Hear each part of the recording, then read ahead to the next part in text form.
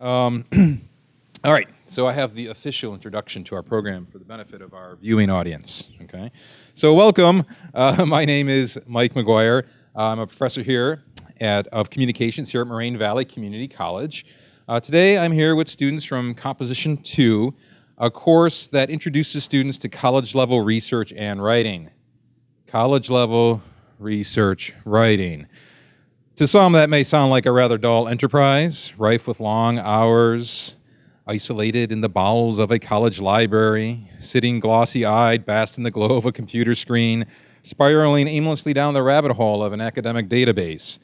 Well, while students may have spent their fair share of time in such precarious positions this semester, most did far more than this. Together, we've made this semester not just an exercise in academic thought, but one of action. This semester, we've used a method known as critical service learning. Critical service learning is a pedagogical approach that connects an enhanced academic experience, civic skills, and service with the community to better understand the social issues that affect all of us, while at the same time working to create positive change.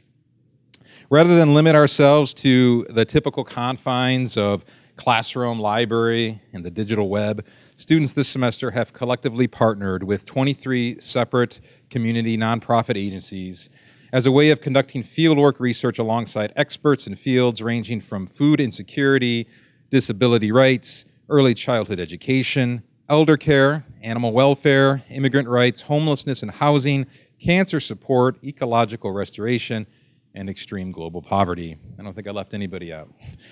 Students combined this fieldwork research with their own personal writing and other intensive research efforts. Ultimately, they work to raise their own levels of awareness and critical consciousness on these issues so that today they could share with you their understanding and call you to action.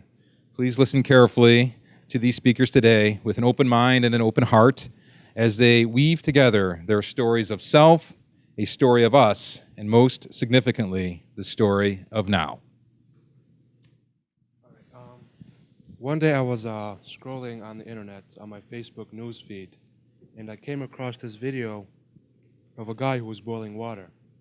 And I thought it was a cooking video at first, but when I continued watching the video, it was actually an animal abuse video. So after he finished boiling the water, he walked towards the front door of his house and opens the door. And there's a cat sitting on the front door. And then all of a sudden, he dumps the water on top of the cat. So the cat, from the pain, he's running back and forth, screaming, screeching, and in agonizing pain, trying to escape it. So I couldn't finish the video, so I had to turn it off because it was too graphic for me to watch. And then I came to this class, and we had a service learning. And the service learning was to pick something that you were fond about and actually wanted to learn more research and information about, and I decided to do animal abuse. So working at this amazing organization, Allsip to the Rescue, we worked with dogs who were rescues from abusive homes, puppy mills, or just dogs who weren't able to get taken care of anymore. And working at this home, I experienced that a lot of these dogs just want somebody to take care of them and love them and actually take their time out of the day to actually spend time with them.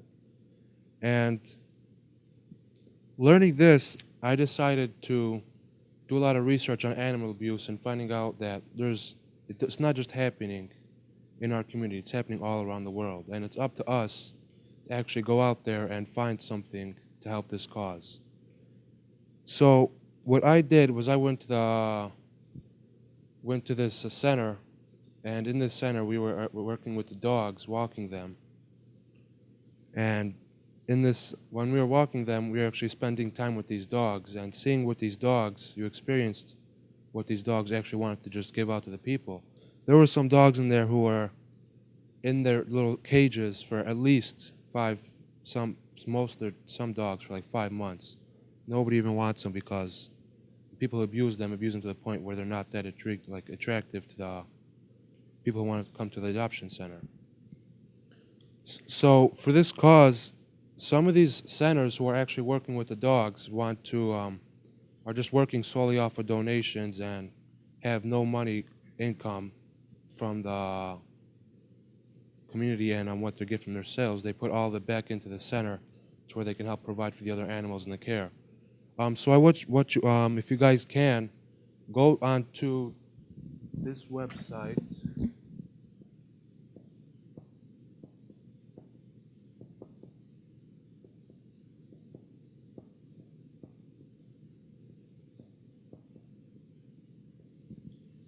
And actually look through their government, actually look through their page. And what their page shows, what they're all about, gives backup information, and you guys can actually give to the cause.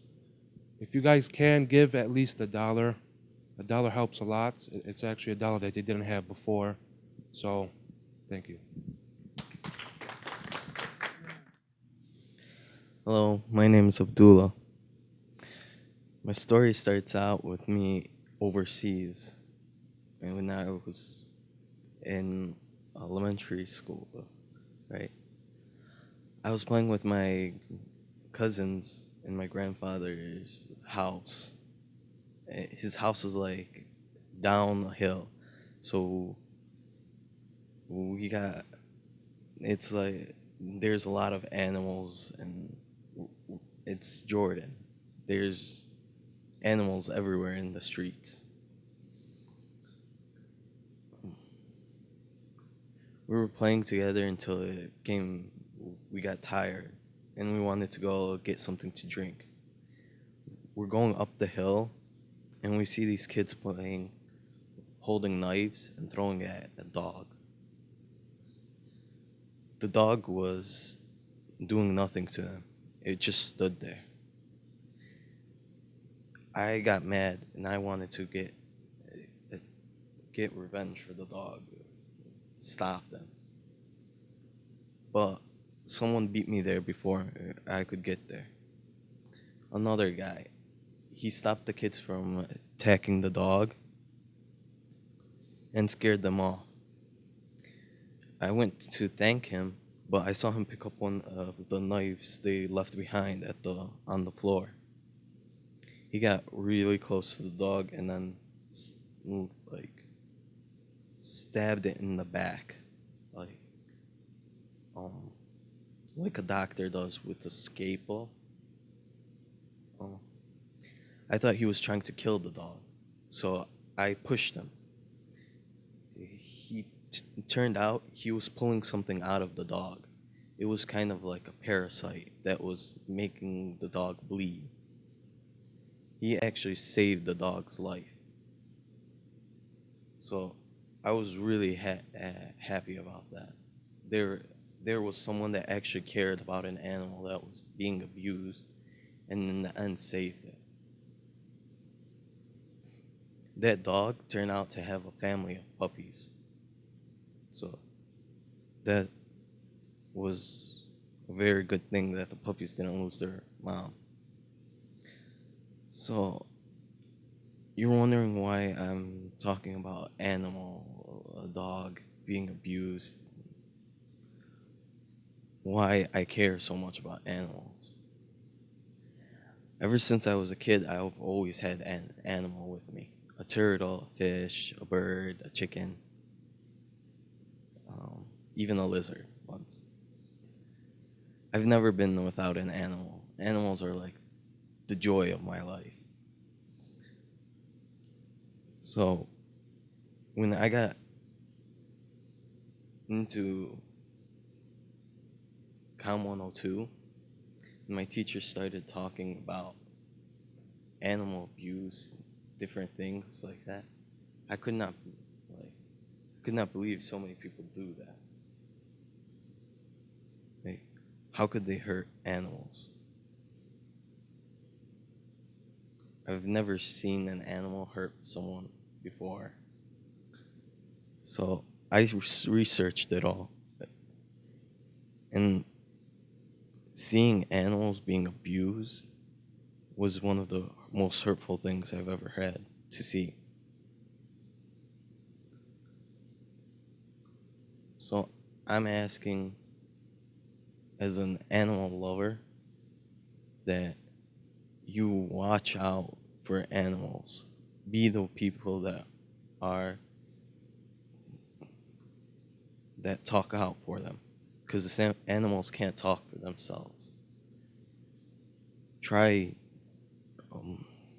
donating to animal shelters so animals could have better care, or doing charity events like to gather up money for fundraisers for animals, because we don't want animals to go extinct. We've already lost a lot of animals.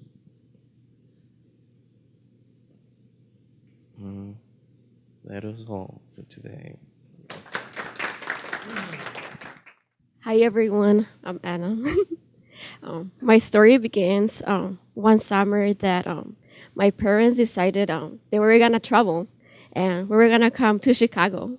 I was super excited because I have lived like the first 13 years of my life in Mexico, a little ranch in Michoacan. So oh my God, I was super excited that I was gonna come here. So I get here and my dad decided that we were gonna stay here. I was like, no way. Like, what about my friends, my family, my house? Oh my goodness. Like, it was really hard. But it got even worse when they told me that I was gonna have to go to school here. Then I go to school and it was really hard because I didn't know like anything in English, not even a word, nothing. And the kids would make fun of me and call me offensive names like beaner and stuff like that. It was really bad because like they shut me down. Like I didn't want to speak English at all. It was really hard. And actually, I didn't get to practice my English till I came to college because I was really embarrassed. But now I don't care anymore. Yeah, and this time that I had the opportunity to do service learning here, I went and do the friend circle. And oh my God, I see those people and I think, oh my goodness, like I was in their shoes one day. And I feel like so proud of them because like they're here, they want to learn something. And it makes it more difficult when there is like no one to like encourage you to go to school. And yeah, so I think that all of you guys should encourage everyone who doesn't speak English to take English classes. Because if we keep going to school, like these kids that are here like right now in the ESL classes here in Marine, if we encourage them to keep going, they'll get like, they're gonna make them feel like they want a career, not just take classes. That's how I was too. And if we have more educated people, we're gonna have a better country. Thank you.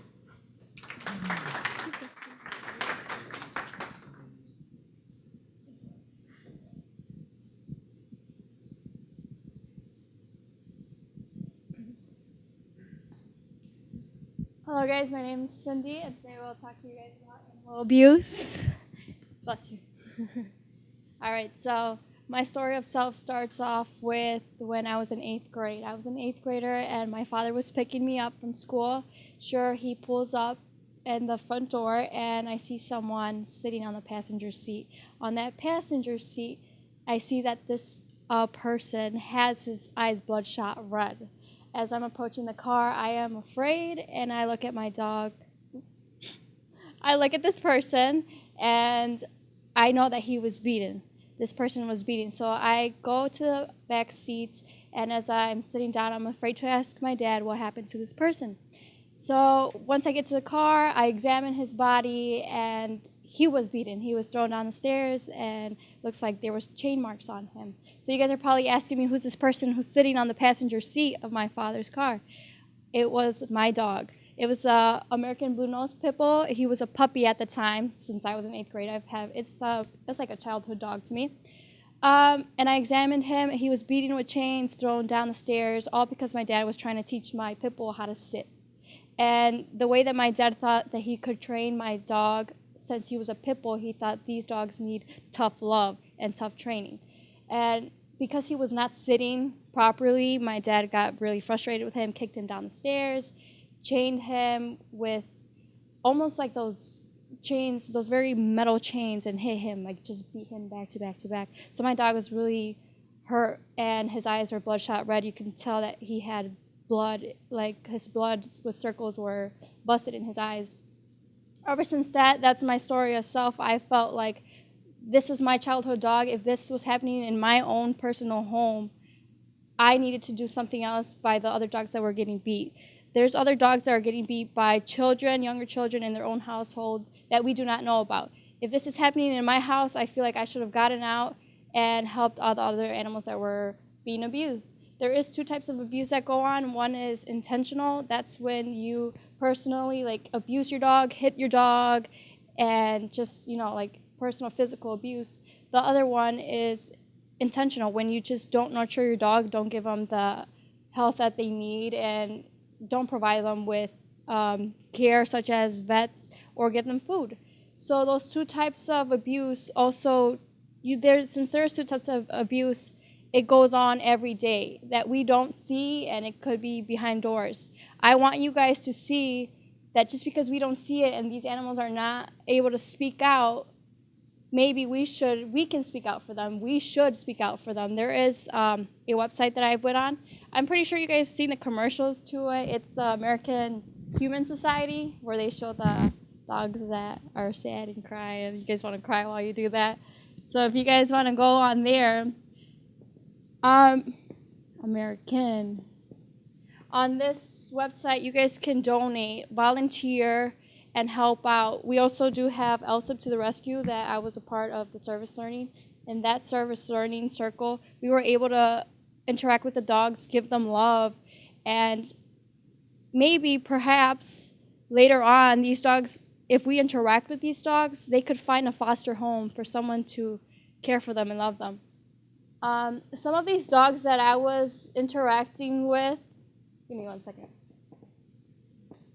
Some of these dogs that I was interacting with, I noticed that as I reached my hand out, they will pull back. Like they were scared of being reached towards because they were abused a bunch of times. But the more that we interact with them, volunteer, go in, help out, we can help these dogs get closer to people and gain our trust again. So I hope that you guys can do some of these things, maybe donate to charity some money or do 5K runs that we can also use that money towards foster nursery homes or making a new home for animals that are being abused. I hope that you guys get the same feeling that I have towards dogs. I know this was happening in my own house, and I hope it's not happening in anyone else's house, but that's where my love for these animals came about. My name is Yelena, and I am a nursing student. And I've had the opportunity to work in a lot of facilities across my couple months studying nursing. And I've taken care of plenty of patients, but one specifically stood out to me, and her name was Sister. And Sister had earlier devoted her life to making people smile, and she worked with plenty of children and saving children, making them smile.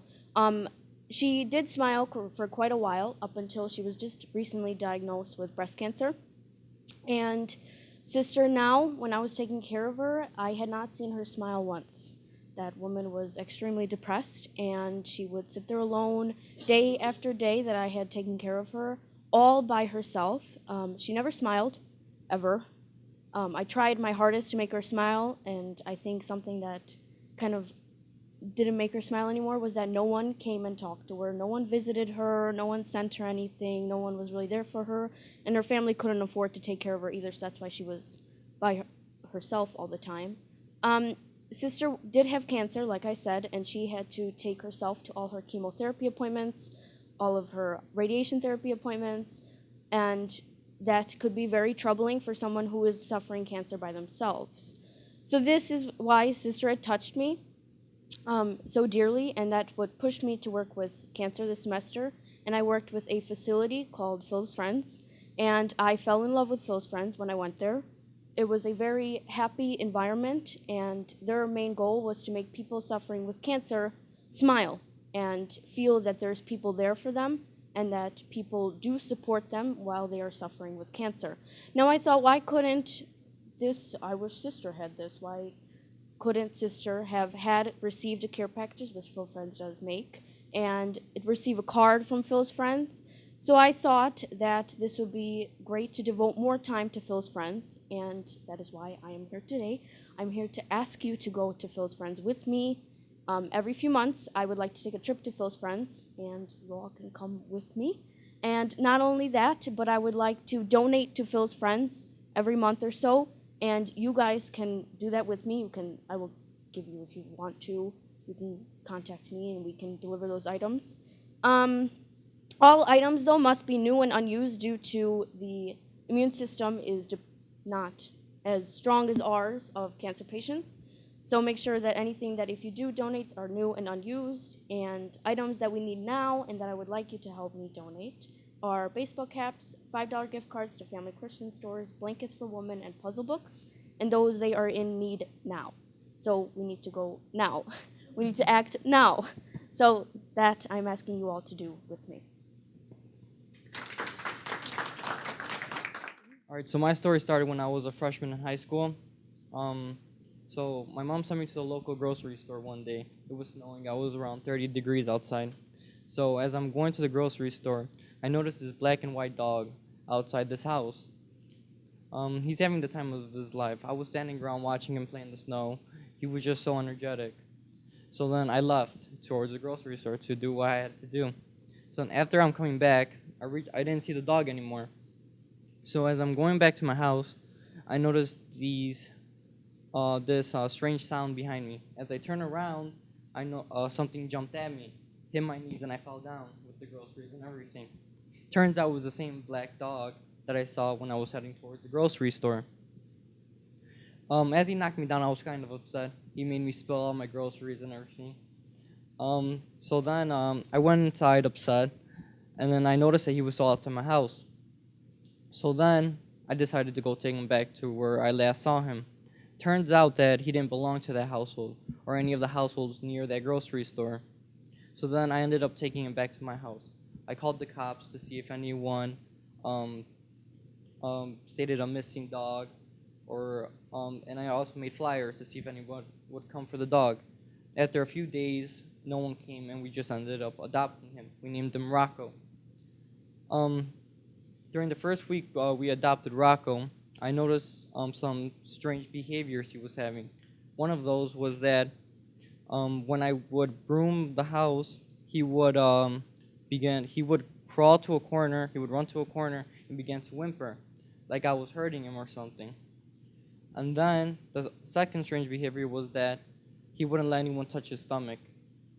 So then we ended up taking him to the vet because these weren't normal behaviors. It turns out that the vet told us that he was abused in his past household, and that's why he had a huge scar across his stomach. So then at that moment when I heard that he was abused, I couldn't wrap my head around to the reason why someone would abuse such an energetic and passionate dog. It made no sense. So then I began to wonder, I was like, what can I do to help these animals that are being abused? It opened my eyes to the abuse of animals. And then I began to open my eyes and I began to see dogs outside being left outside, being abused by little children, and I had to just do something. So then I began to, every time I saw a stray, I would just take them to the vet or to an animal shelter. And if I saw children's abusing animal, I usually would call the cops or report it so it could come to an end. The reason why I'm telling you this is because something opened my eyes to why I should care, and that was my dog Rocco.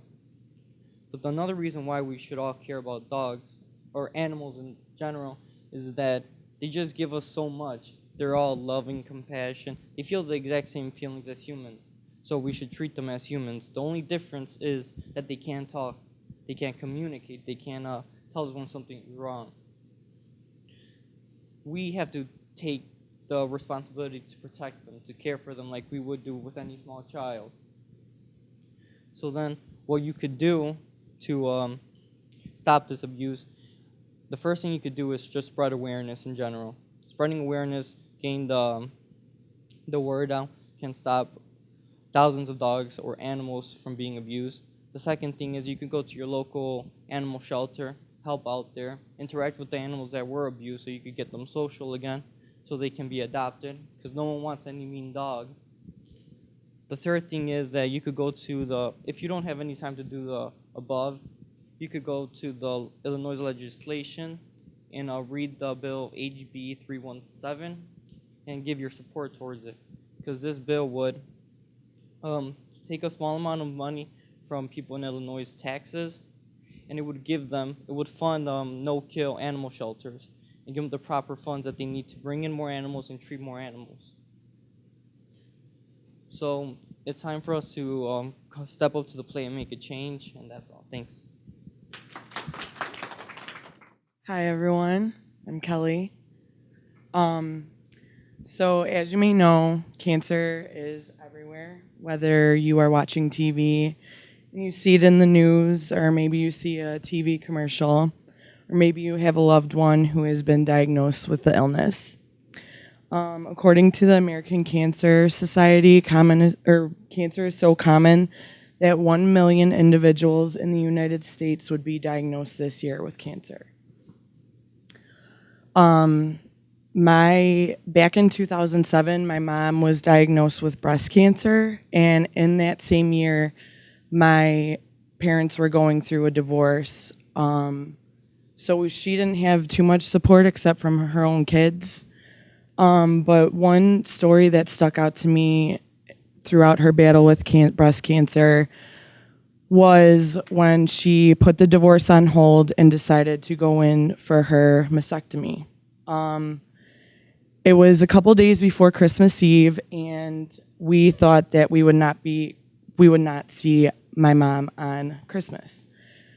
So as my brothers and I were getting ready for bed the night before Christmas, we walked past the living room and we saw someone sitting on the couch.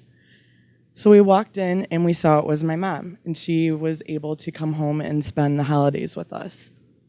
So as we were sitting there with her after her surgery, pretty much just hugging her, we heard a knock on the door. And when we opened the front door, we saw a big basket full of money and gift cards. And we brought it in, went through all of it, and there was no name from it, like it was anonymous, so no sender's name. So when we had the chance to pick out our service learning project, Phil's Friends was definitely the one for me. With the story of my mom and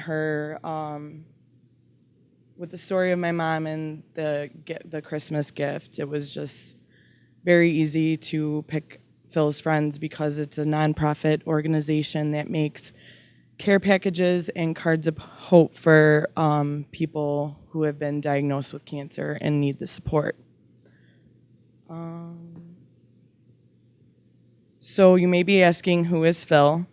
Phil is the creator of Phil's Friends. He was diagnosed with Hodgkin's lymphoma in 2004. Not once, but later on twice, and he's in remission now. When Phil had Hodgkin's lymphoma and he was sitting in his hospital bed, he received an anonymous anonymous card of support from someone, and he felt very cared about and very loved, so he decided to make Phil's Friends. At the service learning, we gained a lot of information about the organization, and we also made care packages and cards of hope. And at the end, they keep tally of how much work you do, and the numbers are surprising of how many people that are going to receive these things, and it just makes you feel so much better about it. And my experience on Christmas Eve helped me understand that support for cancer patients is a huge necessity when it comes to cancer. So some of the things you can do to help people who have been diagnosed with cancer, you can go an easy route and go online and donate. One of my favorites is the St. Jude Children's Research Hospital, and they have on their website a button you can click and donate right away. Another one is Phil's Friends. Obviously, you can take a couple hours out of your day, drive down to Roselle, Illinois, and make a few care packages. And one of my favorite examples are 5Ks.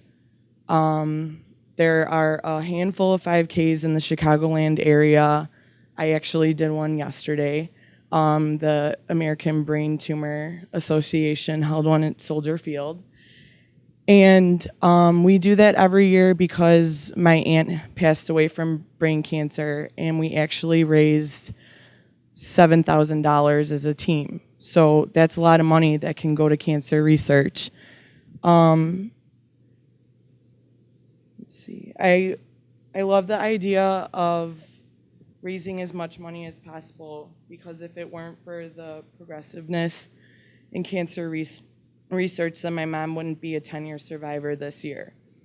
I want to say thanks, and I hope I have encouraged you guys to make a difference, because although cancer is everywhere, I believe with our support that it'll eventually disappear. Thank you. So I was 8 years old. I lived in the Chicago suburbs at the time. It was just me, my mother, and my father, and my baby sister, Linda. We lived in a neighborhood that was normal, just white picket fences and red doors in general. But we had a couple neighbors, that didn't really like us, if you would say, because every time my parents tried to socialize with them, like say good morning or how you been, they usually shrugged them off and went inside. And I never understood that because I was young and naive at the time. But one day, me and my sister were in my backyard. Like typical kids, we were playing in the sandbox with toys and whatever. So we were minding our own business. Then the oldest child of my neighbors that didn't like us, he came out with his friends. And they started saying stuff underneath their breath, but I didn't really take into notice at the time. And after a while, they started saying stuff to us like, beaners, cholos, go back to your country and stuff like that. And I didn't really pay attention to that because my parents taught me, don't talk back, just put your head down. So I did. And when they noticed that, they started targeting my sister. My sister then started crying. And at that time, I had it. And I started saying things back at them. And they didn't find that pleasing. So they started throwing stuff and yelling more. But good thing my dad came out of the house and pulled us in. And a few weeks later, we ended up moving, and I asked them why. Well, because they didn't want to live next to people who disrespected them and showed them contempt. And from that moment on, I knew what prejudice was, and that was a big issue in our country. So that experience led me to choosing my service learning assignment. I volunteered at an ESL class at the Blue Island campus. It had students that were immigrants from the Middle East and mostly from Latin America. So, and they barely knew English. So the reason why I volunteered is because I wanted to help them out, because I know what it is to have family members that do not speak the language. So I really wanted to help them. But I took into interest one student who was about my age, because he came from Mexico and he had to leave everything behind, his material possessions, his family, and he also had to put his life in danger to come to this country across the border. And when he said that, I thought to myself, how can somebody show contempt to somebody who sacrificed everything to come over here to better themselves? So we can do many things to help this cause. One thing is that our professor McGuire showed us a video about a student at Harvard University who tried to petition for a cultural awareness class in Harvard, one of the most prestigious Ivy League schools in the country. And I think if we establish this in many or all, if possible, colleges and even high schools and middle school, we can spread the awareness of the different cultures in the country. But there's one thing we can all do that's simple. We can set an example for younger generations and other people, because a person, because so they can know not to judge a person by the color of their skin, the language they speak, or the country of origin. And if we all come together for a common purpose, who knows what's possible? All right, hi, I'm Hannah, and I'm going to talk about animal rights. All right, so one day my mom had a surprise for my brother and I, and we had everything but a dog mainly. We had cats, guinea pigs, fish, and turtles. So all we wanted was a dog at that point. So she had a surprise for us and told us, Hannah, let's go in the car. We're going to go for a ride. And I was like, where are we going? And she wouldn't tell us where we were going. So me and my brother got in the car, and we're in the car for about 15 to 20 minutes. And all of a sudden we pull up to a place, and the car was in park. Me and my brother looked out the window, and the sign read Animal Welfare League. And me and my brother were like jumping up and down in the car, like, oh, finally we're going to get a dog. So we got out and went into the place, and like first thing that we noticed was the stench, and we're like, oh, I don't know if we want to do this anymore, like it smells really bad, Mom. And she's like, no, it's okay, that's just how they are. And I was like, okay. So we went to the back and waited for our name to get called to go look at the dogs, and we were finally back there, and we saw a dog about medium size, all white, and had one little brown spot on her back. And from then on, we asked the employee, oh, could we take this dog out and go in one of the rooms, which we've seen people like taking them out and like petting them and stuff like that. And she's like, yeah, of course. So we took the dog out, and as soon as she was let out, she jumped on me and was licking my face all over and stuff like that. And like from then on, we fell in love with her, and we took her home and we adopted her. So from hearing we had to do a service learning project, I was kind of iffy on that and confused, like, oh, are we doing service for like what we did in high school? And I was like, oh, I don't know if I want to do that. But then I found out it was nothing like that, and that we got to actually pick the organization, so then I was okay with it. So then I actually picked the Animal Welfare League, which I adopted my dog from, so I felt a connection when I first went there. And when I went there for orientation, there was a lady, her name was Jennifer McCarthy, and she was telling us a story on how a dog got brought in and it was abused very, very bad. And I think one of the legs had to be amputated. So she then told us that it was this, like, no one would adopt a dog, mainly because everyone wants a four-legged dog. So she told us that, and she was very sad and upset about that. So she actually took that dog in that was abused and adopted that dog and took him in. So I thought that was wonderful that she had done that. So I could see she had a big heart, and she was very emotional when she was telling the story. So I felt like, wow, like if she could do that, maybe I could do something just a little bit littler than that. So ever since then, I researched a lot, and I found out that every day animals are beaten, neglected, and forced to struggle for survival, and I don't think that's okay at all. And then there's actually star quarterback Michael Vick that took part in dog fighting, so it doesn't matter if you're rich or poor or famous or not. Animal rights is a big issue, and it takes part every single day. And more than 100 million animals suffer and die in the U.S. every year, and that's a ton and ton of animals.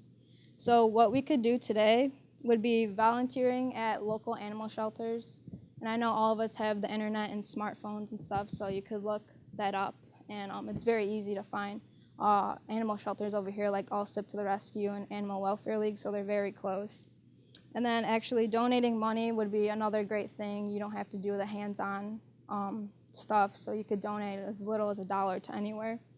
And then actually you could, I know there's a lot of makeup brands like MAC and Sephora that support animal like testing on them, and I think that's horrible in my opinion. So if you wanted to help out, you could actually not buy some of their products too.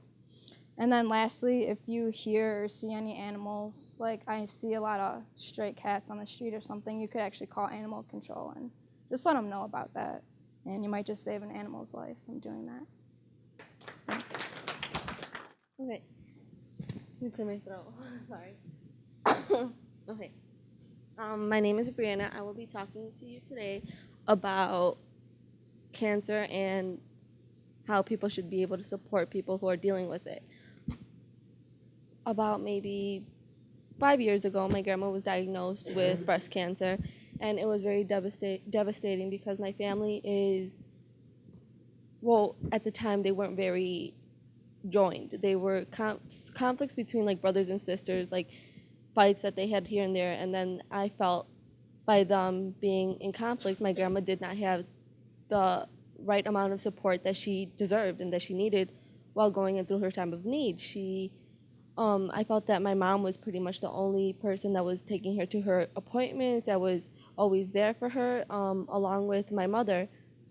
My grandma had 5 other kids, which weren't really involved in it. All they really asked was, oh, did you take her to her appointment? Did you do this? Did you do that? They never volunteered to do anything. They always asked my mom if she did what she needed to do, and my mom didn't feel as if it was a burden. She felt that it's what needs to be done in order for your mom to get better. So my mom felt kind of obligated to do it, but at the same time she was proud to do it because it's the health of her mother.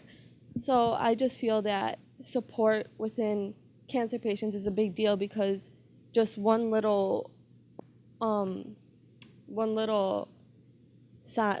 like a gesture of being there and caring for them and support goes a long way. I mean, people dealing with cancer sometimes feel helpless or alone, and it just takes one little gesture to show them that you care.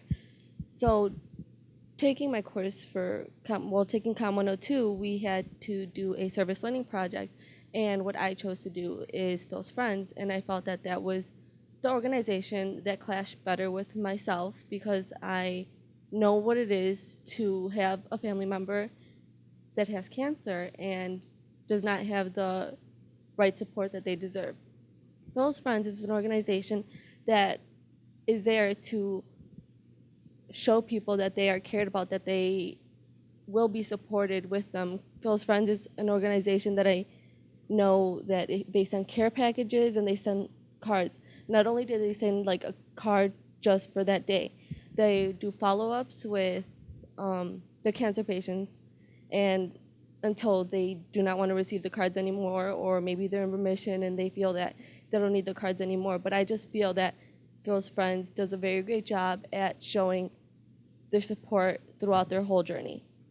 What I'm asking for you guys to do today is to start off by doing something small, such as yourself, like making cards at home, like, buy yourself a little stationery set and send cards to, not even send, like write cards out, go to a hospital, deliver them, and just let them know that these are cards for patients with cancer. And then along with that, I would also like you to slowly build up from that to volunteering to Phil's Friends and being able to be a part of everyone's journey, and knowing that you yourself can help someone make their day by showing their support. Hi, good afternoon. My name is Grace. I was born in California. I was 9 years old when I moved here to Chicago. Before I moved here, I went to Mexico. It was my first time going there. I was very excited to go because I was going to meet my grandparents for the first time and some of my new family members as well. So, like the way my parents would describe Mexico for me was that they were like the places there were beautiful and the food was there like really good, and the weather was mostly very nice all the time. So when I got there, we got off the bus. We still had to drive for 45 minutes more to get to my grandma's house. So on our way, I see these 3 children right in front of a church, which this actually was surprised me because I actually didn't know why were they doing there. I asked my uncle who was driving. I'm like, they should be at home or at school, not at the street by themselves. So, well, he's like, oh, it's because they're all working already. In Mexico, almost all the children start working at age of 5 because they have to feed themselves or because they have to save money for food. Well, what I thought was that we usually start working at age of 17 or 16 to save money for a car or for college or for just to be more independent and buy our own stuff. Well, these children just looked like the way I looked at them, or like if it was like myself or a brother or sister. Like I imagined myself, what if it was me or someone who I loved? And just the way I see them, it just affected me because I was one of this person who would complain about, I was picky about the food.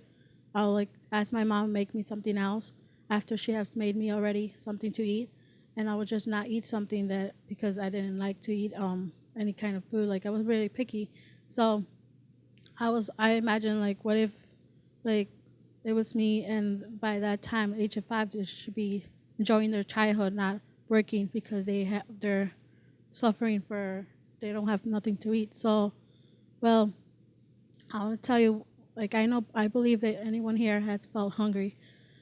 Anyone who has felt hungry goes out and eat or goes out to get something to eat or ask someone to make you something or you make it yourself.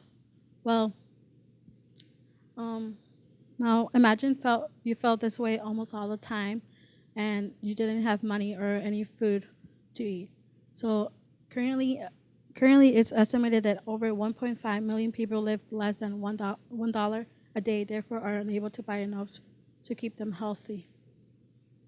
Well, there are some things that I would like you to suggest to do is to volunteer at any shelter or any food pantry, which I did. For this assignment, I volunteered at Zen Blaze Food Pantry, which was very amazed seeing how people would be happy what they got, any food they would receive were happy. Didn't really matter how much it was.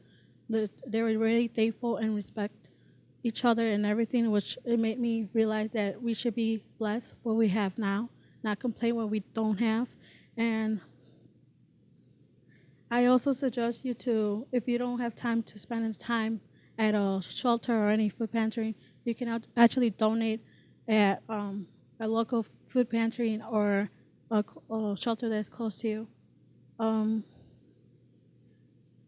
I consider to if you have chance to go to the store, get some extra grocery and donate them to needs them. Finally, your choice is yours if you choose to ignore it or to act now and do something about it.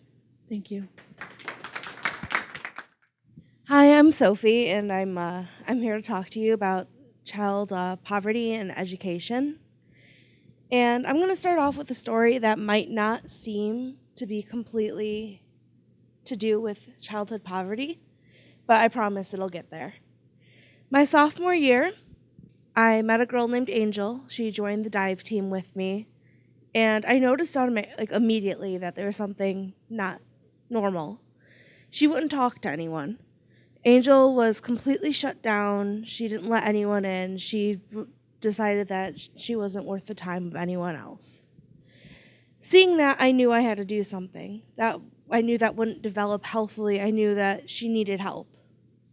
So I worked throughout the year trying to get her to open up, trying to get her to do more things and meet more people and actually talk to people.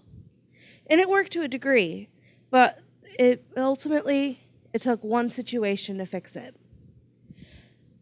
That summer, I went to Six Flags, and I invited her to go with me.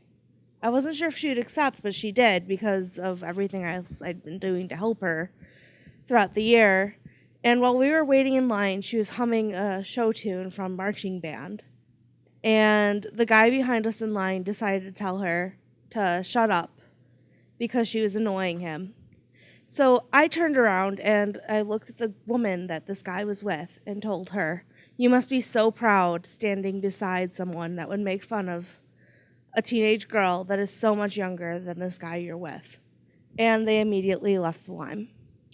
It wasn't until very much later, like maybe the next year, that I found out from her mother that growing up, Angel had a rocky past. Her family was broken. Her mother was single, and she'd raised 3 children on her own. She didn't have a lot of money. They had enough to get by, but Angel never had any of the luxuries that a lot of people had. And that was something that people targeted in school and made fun of her for. And you don't think that something like that would affect someone as much as it does until you see the product, which I saw in Angel that sophomore year. And what people don't realize is that it's not the children's fault. we live in a society where people can be so judgmental based off of material possessions and material things that we often just sit there and we blame and we say, oh, you're poor, oh, you're not going to go anywhere in life because you don't have these benefits. But it's not their fault. They're raised as children. Children are children, and they don't have any say in the situations that they're placed in. And by learning that in my high school experience with Angel, I realized when I had the opportunity for service learning this year that I wanted to help these children in need. I wanted to go in and I wanted to see and I wanted to be that person that could help them see that they're worth something. So that was why I decided to help out at the Carol Robertson Center for Learning. Now, when I went in, I didn't know what to expect because I had never done anything like this before. But when I walked through the doors, it was just like any normal school. The kids were playing, they were talking to each other, they were reading, they were being kids. They were doing what kids should be doing. And I got to sit there and I got to help the teacher throughout the 3 hours that I was there the first time. I got to read to the kids while they were waiting for lunch to be prepared. I got to sit and help them serve their lunches. I got to get to know these kids and see how great they were. And the big point of this is that if they don't have these opportunities, if they can't go and be in these service learning facilities, if they're being pushed to the side in favor of other people, then they're never going to get to see the light and see that they're worth something. That these kids will grow up thinking that from the start that they can't be anything or do anything in life. And starting at an early education with this knowledge that, yes, we can, we're just like everyone else, is so important. And there are things that you can do, whether you want to be hands-on or if you want to be more behind the scenes. To be behind the scenes, you can donate to centers like the Carol Robertson Center for Learning or many of the other centers that we have in the area, or even donating to preschools in general, because by donating to these facilities, we can keep the prices lower and allow more children in these bad situations to be able to attend these schools. Or you can volunteer. You wouldn't think that having another person in the classroom would seem so important to another kid, but it does. When I walked in, these kids were ecstatic. They were so excited to see someone else coming in that cared about them. And when I left, you could tell that it made a difference. Even if it only impacts them for a week, it had made a difference, and that was important.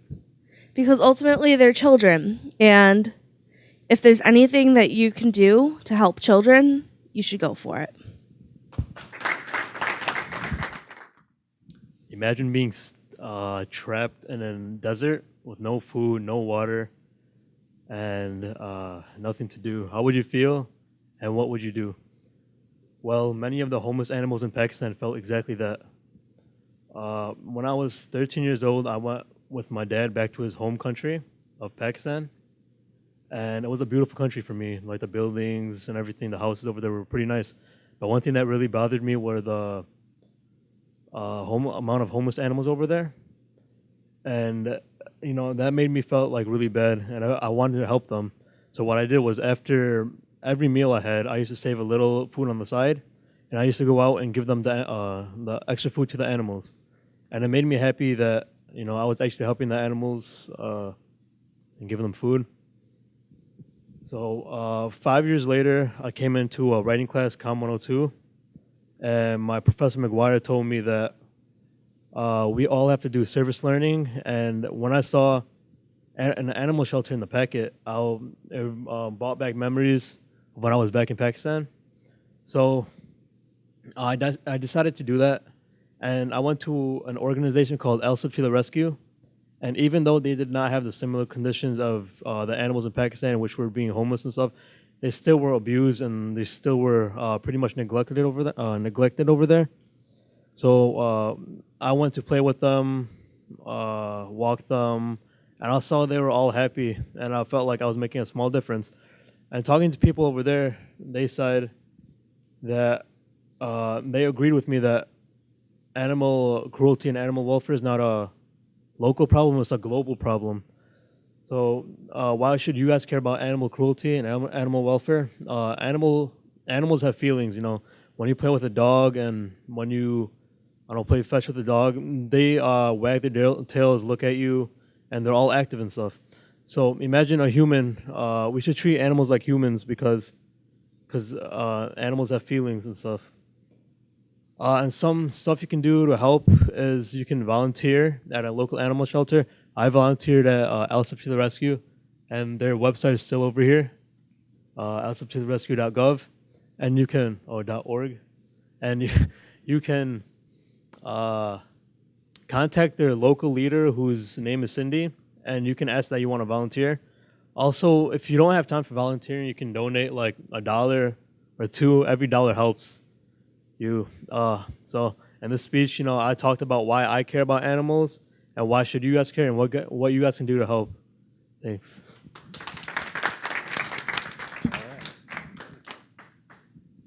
Okay, fantastic. You guys are amazing. Totally inspired. Thank you. Now, traditionally, a SpeakOut is what we're calling this event. Invites anybody who would like to come up and have sort of a platform for a minute to say something. Want the opportunity? You're our only audience beyond the class. Just want to offer it if you'd like to say anything. No pressure. Okay. Yeah. Okay. All right. Just thought I'd offer. You know, because we have 10 minutes, but. And we don't need to use all of the 10 minutes that are left. I just wanted to say, just thank you for all that you've, your courage in coming up here today to speak with the group. Obviously, it's not an easy thing to do. I know that there is a lot of anxiety involved, and that's one of the reasons that I want to encourage you to do things like this, because the more you do it, the easier it gets. And when you do things like this, you get in front of people, and you can inspire people, and you can influence them, and you could impart to them the things that you have come to know. And this is important as we make positive changes to the world around us all the time. Just wanted to, for sake of your notes, if you missed a few things, I think, Juan, you talked about Illinois bill HB 317, if anybody wanted to jot that down. It came quickly, right? HB 317 for funding no-kill animal shelters. We also had... just to clarify, I think we did a couple of times. This is also to the rescue.org. If anyone's interested, you could find it. And I think what you mean here is AmericanHumaneSociety.org, right? Just one, humane with an E, right? And just one. Okay. So, and then we also had Phil's Friends, philsfriends.org. These are some of the organizations that were showcased as people were talking, if you're curious. Of course, you could speak with any of the people who talked about these organizations today if you're interested in learning about the issue or the organizations they've spoken about, or you can come and talk with me. Anybody, if you want to learn about other things moving forward, I do have a set of contacts, and I could hook you up. Okay? All right. Thank you so very much for coming out. Go do good things.